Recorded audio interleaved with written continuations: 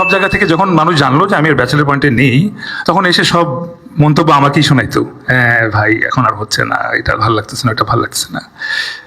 তো এখান থেকে এটা কেন জানি আমি পজিটিভলি নেগেটিভলি দুইভাবে নিতাম বলছি। সেখান থেকে দুইটা জিনিস বোঝা যায়। এক, মানুষ বহুরূপী আসলে। আর দুই, ব্যাচেলর পয়েন্টের কোনো খারাপ আমার শুনতে এক ফোঁটাও ভালো লাগছিল না, একদমই না।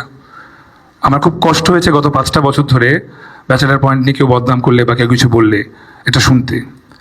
আমার একটা স্পেস দরকার ছিল যেখানে আসলে আমিও বলতে চাই ব্যাচেলার পয়েন্টকে নিয়ে, বিকজ ব্যাচেলার পয়েন্টের if I am not wrong, আমি ভাই I think I am the first member, মানে একদম যদি বলেন একদম দ্য ফার্স্ট মেম্বার যখন ব্যাচেলার পয়েন্ট ঠিক করবেন, শুটিং করেন।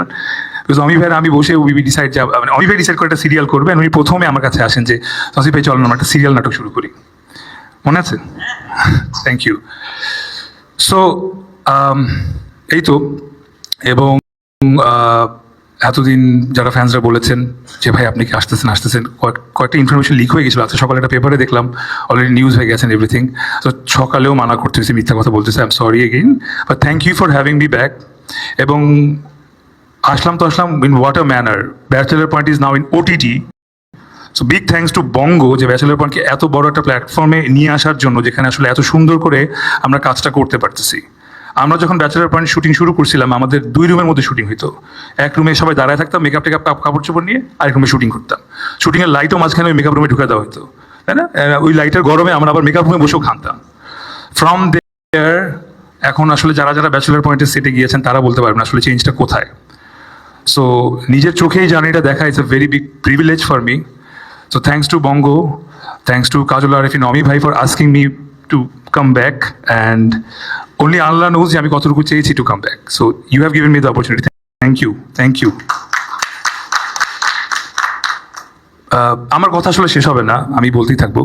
তবু শেষ যদি বলি যে কি অনুভূতি এতদিন পর ফেরার। এখন ধরে নিজেই ভাবছিলাম আসলে কি বলবো, অনুভূতিটা কি। হয় না যে আমরা আসলে যারা এখানে যাদের গ্রামে বাড়ি বা আমরা ঢাকা শহরে থাকি, ঈদে আমরা বাড়ি ফিরি, রাইট? তো সারা বছর আসলে মনটা পড়ে থাকে ঈদে কবে বাড়ি ফিরবো। গত 5টা বছর আমার জন্য আসলে এরকম ছিল বিষয়টা। এখন আমার কাছে মনে হচ্ছে এটা Eid, and I am back in my family, back with my family actually. Thank you. এবং শেষ করবো একটা কথা দিয়ে। নেহাল যেটা অভিনয় করছেন আমি, তসিফ মাহবুব, I left Bachelor Point as a boy, but now I came back as a man. So I hopefully, আমার উপর যে ভরসা অমি ভাই এবং বঙ্গ এবং full family has on me, I will be able to keep it. So আমার জন্য সবাই প্লিজ দোয়া করবেন। Thank you so very much. অনেক অনেক ধন্যবাদ তৌসিফ মাহবুব। ইমোশনগুলো আসলে এরকম, মানে আমি যেটা বলতে চাচ্ছিলাম একটু আগে, যে প্রত্যেকের একটা ব্যাপক ভালোবাসার জায়গা আছে, যার কারণেই এই